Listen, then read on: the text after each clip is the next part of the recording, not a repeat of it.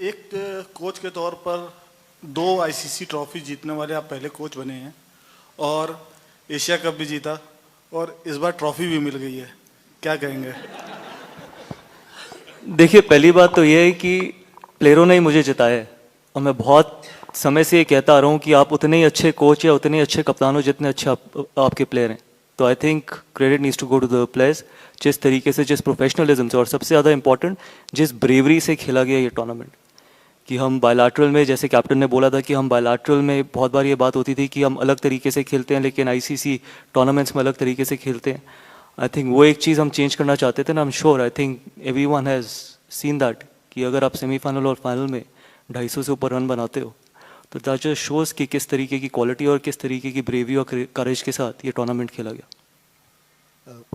Coach, आपके लिए सवाल है पहले कि बहुत डाउटर्स थे जो सोशल मीडिया में बहुत बातें करते हैं कि जब टीम अच्छा नहीं करती, बट आपका एफर्ट बिहाइंड द सीन्स जो प्लेयर्स के साथ रहता है, कोई अच्छा करता है नहीं करता है, आपका जो इंडिविजुअल प्रोसेस की आप अगर बात करते हो कि आप प्लेयर्स को कैसे हैंडल करते हो, वो अगर आप थोड़ा सा समझा पाओ कि कितना एफर्ट आपके तरफ से लगा है being the head coach of the team. आपने मेंटोरशिप की है, ऑफ कोर्स कैप्टनसी की है आईपीएल में, but as a head coach of the team ये चैलेंज आपके लिए कितना डिफरेंट है to take this team to where it is right now? देखिए, पहली बात तो है कि मेरी अकाउंटेबिलिटी किसी सोशल मीडिया की तरफ नहीं है। मेरी अकाउंटेबिलिटी सबसे ज़्यादा उन 30 लोगों की तरफ है जो उस ड्रेसिंग रूम में बैठे हैं और किसी की भी तरफ नहीं है।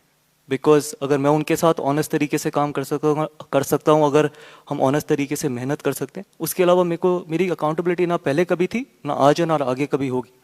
चाहे मैं 2 ICC trophy as a coach जीता हूँ, it really doesn't matter, because आगे भी आने वाले समय में आई थिंक वो 30 लोग मेरे को सबसे ज़्यादा मैटर करते हैं मेरे कोचिंग टेन्योर में, बाकी और कोई मैटर नहीं करता।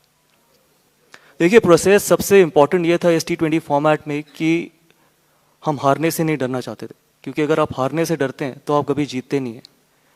क्योंकि मेरा हमेशा ये मानना रहता है कि हाई रिस्क हाई रिवॉर्ड बहुत इंपॉर्टेंट चीज़ है इस फॉर्मेट में, क्योंकि बहुत बार ऐसा होता है कि आप कंजर्वेटिव तरीके से खेलते हैं। I would have been happier कि अगर हम 110 120 पे आउट हो जाते, लेकिन हमारा टारगेट हमेशा ये रहता है कि हम 250 रन बनाने, लेकिन 160 170 वो वाली क्रिकेट नहीं खेलना चाहते थे।